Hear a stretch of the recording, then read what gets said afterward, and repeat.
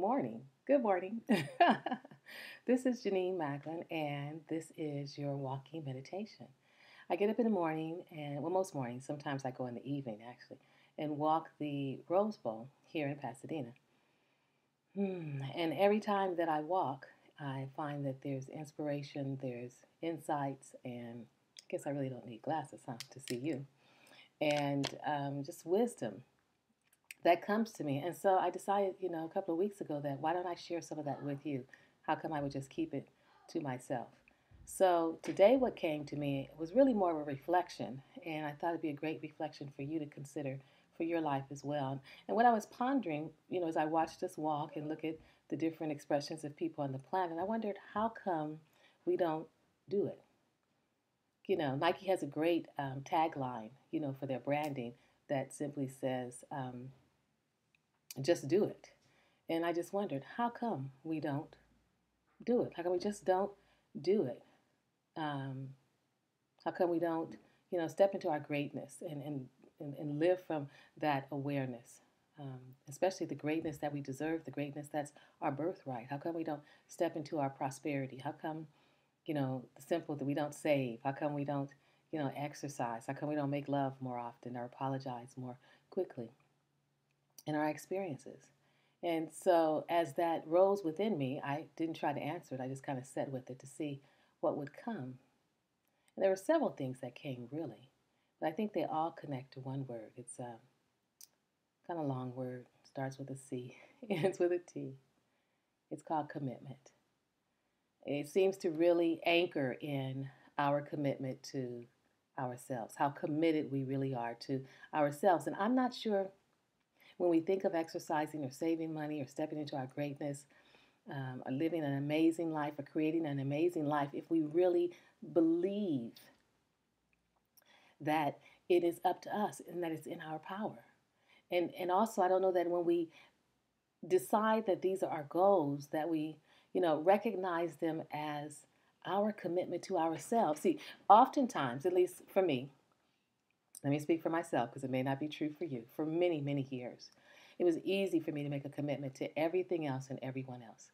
Someone needed something, I could be there. If they wanted an answer, I could give them the answer. Or I could give them the question that would prompt the answer within them. It was about everyone else. But when it came time to making a commitment to myself, well, shoot, I was out of energy, really, first of all. But it didn't seem to have that same drive as it did, you know, fulfilling the commitments and saying yes to everyone else. And then somewhere along the line, I realized the most important yes that I could say was the yes to myself. And I really want you to look at that. How often and how willing are you to say yes to yourself? See, we know hands down if we exercise, it's a gain. It's beneficial. We're going to win. A 30-minute walk around the block is beneficial for us, hands down. There's nothing we're going to lose out of that. Saving our money, hands down, it's a benefit. Even if you save it under the blanket, not the blanket, under the mattress, like my mom used to do it, my grandmother, it's a win. Making love once a week, it's a win. Stepping into our greatness, the greatness that we deserve, it's a win. I mean, there's some things that are beckoning us to be, do, and have on this planet that are just automatic wins for us. We can't lose. You're not going to lose anything in the process of it. Setting our goals, holding on to our motivation, all that together. Holding on to our motivation, we'll say through meditation. Having a vision for our financial blueprint, committing to ourselves and working, with me as a coach or someone else. All of that is a win-win for us. So the only thing that comes to mind is our commitment. Are we willing to make a commitment to ourselves? Ourselves, our dreams, our goals, and our lives. Because that's what it's really about. It's about us planting the seeds in our garden, not in our parents' garden, our family's garden, our brother and sister's garden, not in our mother's or father's garden, because they are living their life as well. But planting the seeds in our garden, making that commitment to ourselves and allowing that commitment to be a priority. Now, that may be hard for many of us, and that may be how come, or really, that may be the answer to the question of how come we just don't do it. Because we're not as comfortable and familiar with putting ourselves first on the priority and planting the seeds in our garden first. But the key thing to recognize right now and remember is that only you can make this commitment. Your mother, your father, your sister, your brother, your friends, your posse, your tribe, your lover, your spouse, your wife, your husband, nobody can make this commitment to you and your life and your goals and your dreams but you. So in the end, how come you don't do it? We don't make the commitment to ourselves? Okay, so we've got that. We recognize that. Maybe we don't even believe in ourselves as much as we think we do. But let's make a shift here, now, today. And consider this. Consider this as the statement about how you are choosing to show up in your life. Consider this as the new platform from which you are going to create, be, do, and have all that you want to have in your life. And it is this.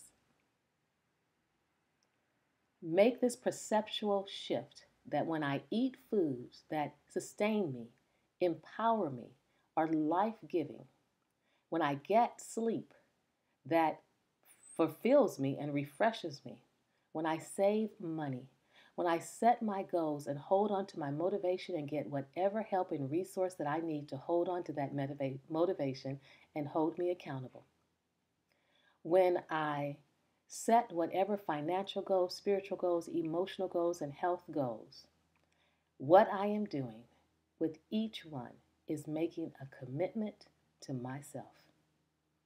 And I'm giving you permission today to know that it's okay for you to make a commitment to yourself. Because living the life that you want to live, having the success that you want to have personally and in your business life, being all that you want to be on this planet, and living the life that you've been given as your birthright through the Creator to be here on this planet will require that one thing, that you make and that you keep your commitments to yourself. And that's what consciously creating is all about. You make the commitments. You keep the commitments. When you're running low on motivation, check in here. The exclusive content, there'll be something there for you. You're running low on motivation and you want some support, look into the group coaching. It's a 3-month, 10-session program that will hold you accountable, help you deal with limiting beliefs, increase your confidence, give you the results that you want. When you're losing your motivation, sit down and be still and talk to the presence within.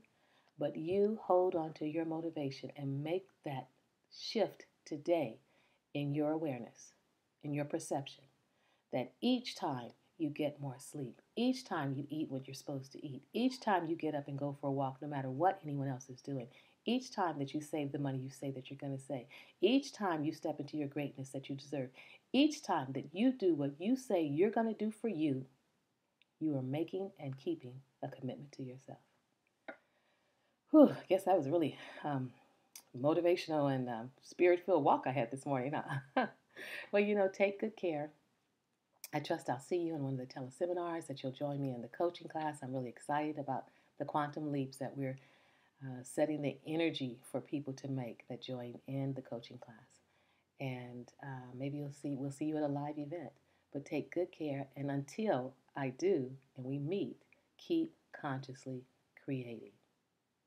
And just do it.